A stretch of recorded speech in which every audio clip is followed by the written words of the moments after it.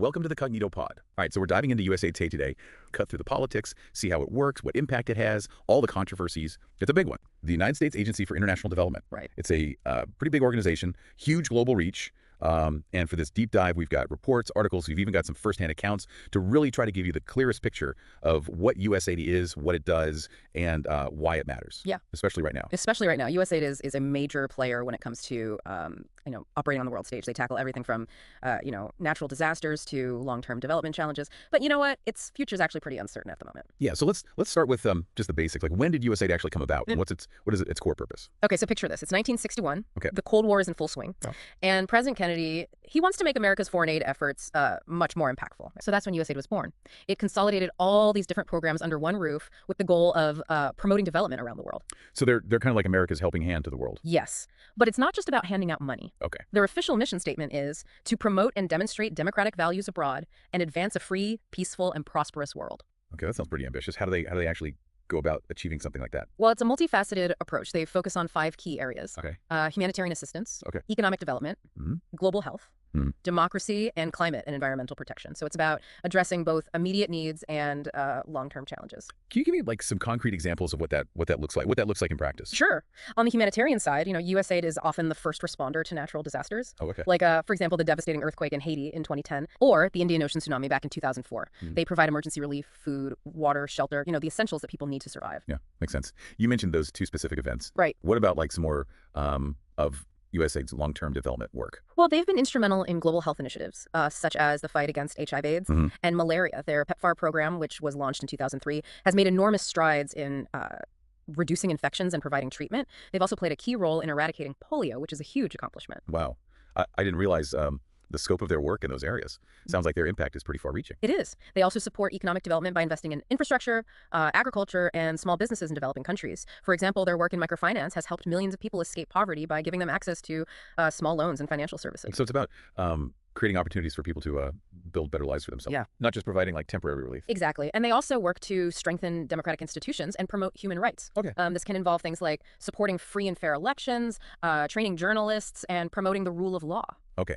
So we're talking about a huge range of activities, from disaster relief to promoting democracy. Yes. All of this must require a massive amount of funding, I imagine. It does. USAID's budget is substantial, but it's actually a common misconception that foreign aid consumes a huge chunk of U.S. spending. In reality, it's less than 1% of the total federal budget. Really? Yeah. That's much less than I would guess. But how do we know where all that money is actually going? Yeah. I imagine transparency is a pretty big issue, Right. with an organization this size. You're right. Transparency and accountability are crucial. And USAID has systems in place to track funding and ensure it reaches its intended recipients. Okay, so what kind of systems are we talking about? Well, for starters, they have publicly accessible databases, like Foreign Aid Explorer and the Development Experience Clearinghouse, which provide detailed information on how funds are allocated and used. They also have an Office of Inspector General, the OIG, which conducts audits and investigations to root out any waste, fraud, or abuse. And increasingly, they're relying on data and technology to improve transparency. Oh, wow. They use satellite imagery to monitor projects, conduct impact evaluations, and even employ AI-powered analytics to ensure the effectiveness of their programs. Wow. That's pretty impressive. It sounds like they're using cutting-edge technology to really track those dollars. But even with all these safeguards, I'm sure there are still controversies and challenges when it comes to managing such a vast and complex operation. Absolutely. Even with, the best intentions, operating in some of these challenging environments can make it difficult to guarantee 100% effectiveness. And that's one of the reasons why USAID's future is currently under scrutiny. Yeah. Yeah. Right. We can't avoid the elephant in the room here.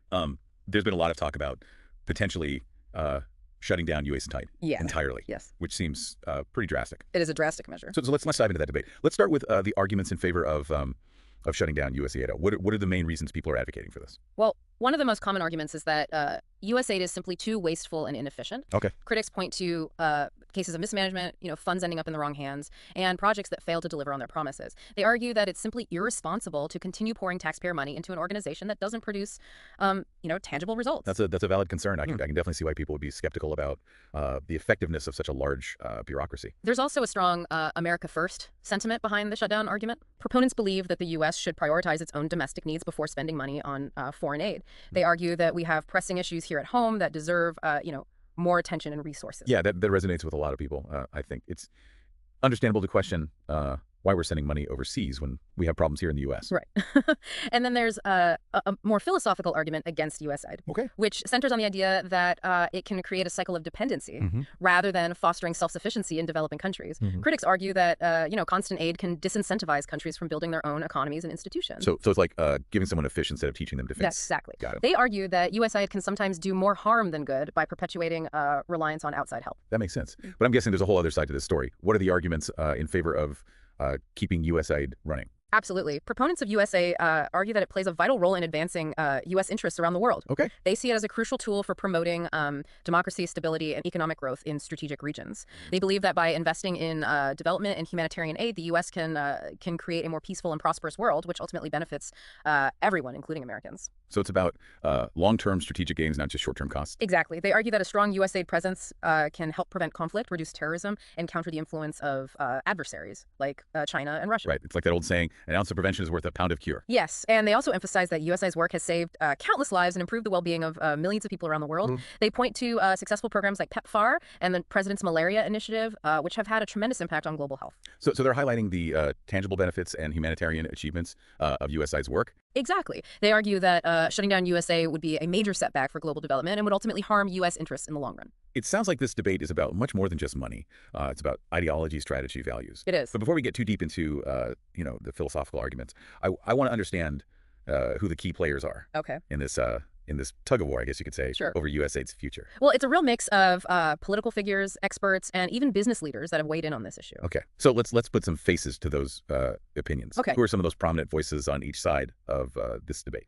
Senator Marco Rubio, he's been a strong advocate. Yes. Yeah, for USAID's work, especially in areas like health and disaster relief. Okay. He's argued that it's crucial for America to maintain its global leadership role. Interesting. But his stance has shifted a bit recently. Oh, really? Yeah, it's interesting. It kind of reflects this broader debate within the Republican Party about the role of foreign aid in general and America's level of engagement abroad. And there are other Republican lawmakers, like those on the House Foreign Affairs Committee, who've expressed serious concerns about dismantling USAID. Okay. They argue that the agency is vital for national security and global influence and advocate for audits and reorganization instead of a complete shutdown. So reform, not revolution. Exactly. They believe in fixing what's broken, not throwing the baby out with the bathwater. Now, on the opposing side, you have people like Senator Jim Risch, who has long been critical of USAID's bureaucracy and effectiveness. Okay. He supports integrating USAID into the State Department, arguing that it would streamline operations and give the State Department more control over foreign assistance. So more centralized control over foreign aid spending. Yes, that's his position. Okay. And then you have Representative Tom Tiffany, who takes a more America First approach. He wants to see USAID funds redirected to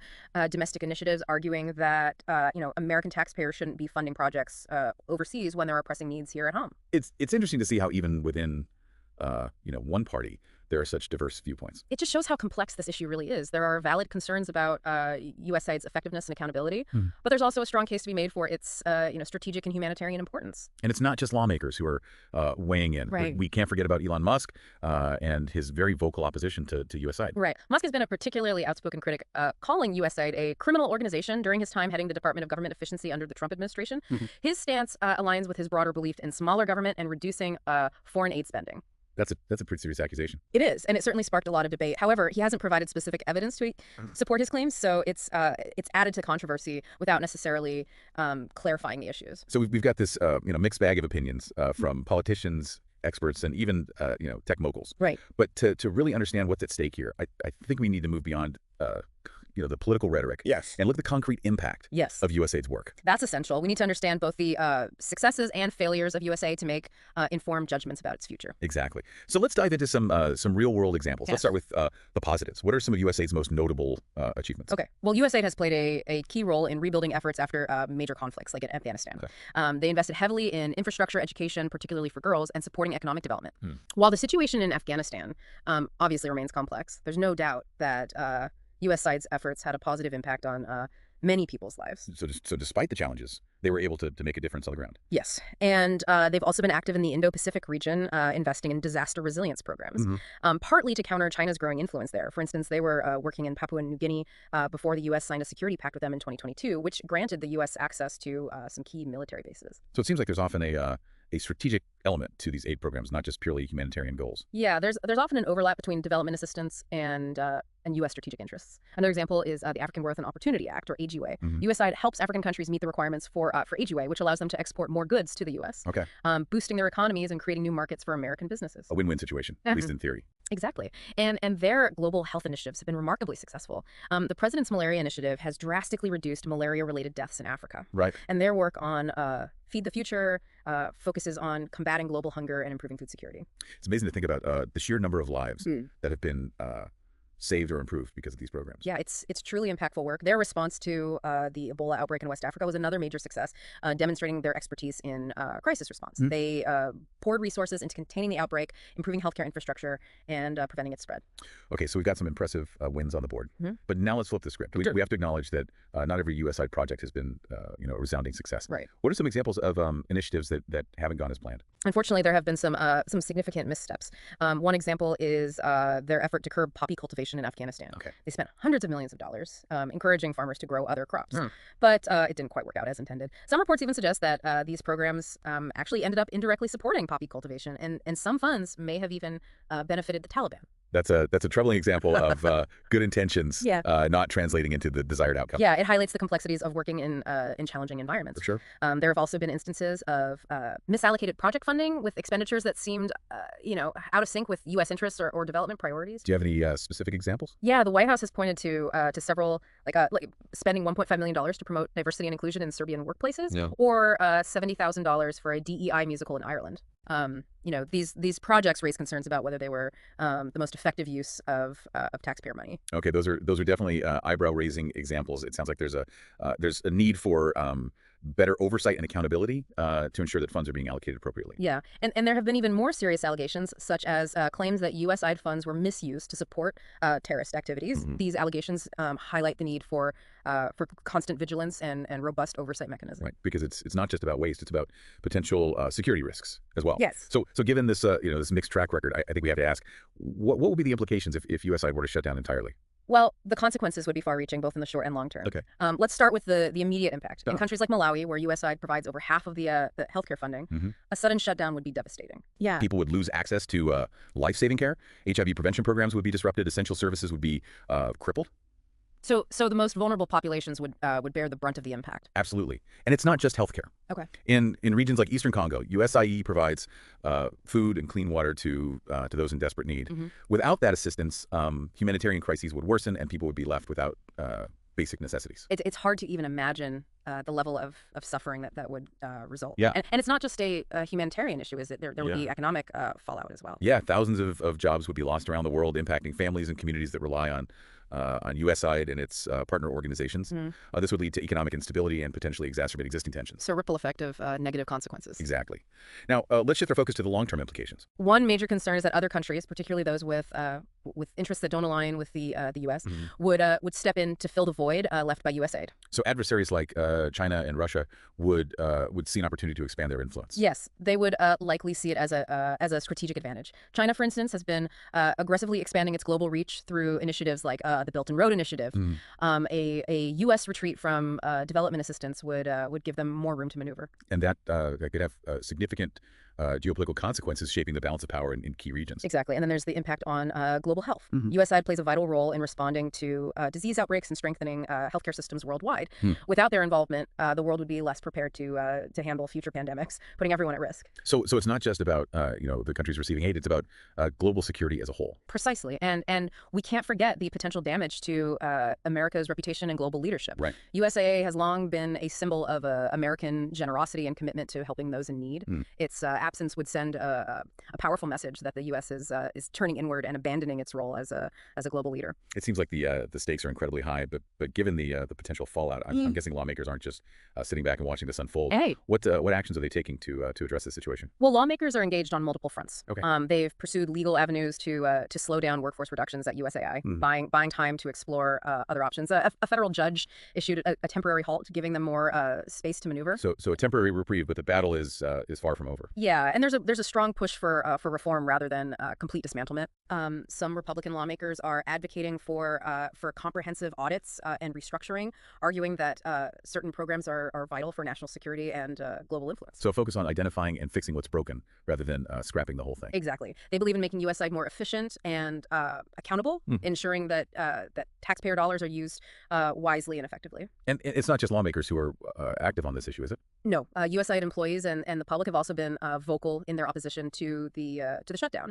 They've organized rallies, protests, and public awareness campaigns to highlight the potential consequences. So grassroots movement to save USAID. Yeah, and they've had some success in raising awareness and putting pressure on lawmakers to reconsider their stance. So the fight is being waged on multiple fronts, in the courts, in Congress, and in the court of public opinion. Exactly. It's a high-stakes battle with potentially profound implications for U.S. foreign policy and the future of global development. All right, we're back for the final part of our deep dive into USA. We've covered a lot of ground, from its origins and mission to the successes, the controversies, and the very real possibility of its shutdown. Yes, we've explored the practical side of things, the budgets, the programs, and the mechanics of aid delivery. But now it's time to kind of zoom out and consider the bigger picture. Okay, let's get philosophical for a moment. When we talk about foreign aid, aren't we really talking about something much, much deeper than just money and projects? You're absolutely right. Foreign aid forces us to confront some fundamental questions about global justice, responsibility, and what we owe to each other as human beings, regardless of where we're born. It's about recognizing our shared humanity and the interconnectedness of our world. Exactly. There are different ethical frameworks for approaching this. Some argue that helping those in need is simply the right thing to do, a moral imperative that transcends national borders. It's like the golden rule on a global scale. Yeah, it's about extending compassion and empathy beyond our immediate circles. Others take a more pragmatic approach, arguing that foreign aid is in our own self-interest. Okay. It can prevent conflict, it can reduce migration pressures, open up new markets, and enhance global security. So it's a win-win situation. In theory, yes, but it's important to acknowledge that there's a danger of imposing our values and priorities on other cultures. Right. We need to be mindful of the potential for neocolonialism and avoid trying to remake the world in our own image. It's about respecting different cultures and approaches to development. Absolutely. We need to listen to the people and communities. We're trying to help and partner with them in a way that empowers them, not creates dependency. That brings us to the tension between national interests and global responsibility, which seems to be at the heart of this debate. You hit the nail on the head. Governments have to balance competing priorities, and there's always pressure to put domestic needs first, especially in times of economic hardship or political polarization. Right. It's easy to say charity begins at home. But it's a false dichotomy to think that we have to choose between helping ourselves and helping others. Okay. In reality, those interests are often intertwined. Can you elaborate on that? Sure. Investing in global health, for example, not only saves lives abroad, but also protects Americans from the spread of infectious diseases. Right. Promoting stability and economic development in fragile regions can reduce the risk of conflict and terrorism, which ultimately benefits everyone. It's about recognizing that our world is interconnected, and that what happens in one part of the world can have ripple effects across the globe. Exactly, and that's where USAID comes in. It's not just about charity. It's about strategically investing in a more peaceful, prosperous, and sustainable future for everyone, including ourselves. So when it's done right, USAID can be a powerful force for good in the world. Absolutely. It can help lift people out of poverty, improve health outcomes, strengthen education systems, promote democracy and good governance, and address global challenges like climate change. It's about tackling the root causes of instability and suffering. Exactly. And it's about empowering individuals and communities to create a better future for themselves. It's not about handouts. It's about partnership. This whole conversation has really highlighted how complex this issue is. It's not just about budgets and bureaucracy. It's about values, strategy, and our vision for the kind of world we want to live in. You're right. It's about making tough choices and considering the long-term consequences of our actions. As we wrap up this deep dive, what's the most important takeaway for our listeners? What should they be thinking about as they ponder the role of USA in the future of foreign aid? I encourage everyone to approach this topic with an open mind and a healthy dose of skepticism.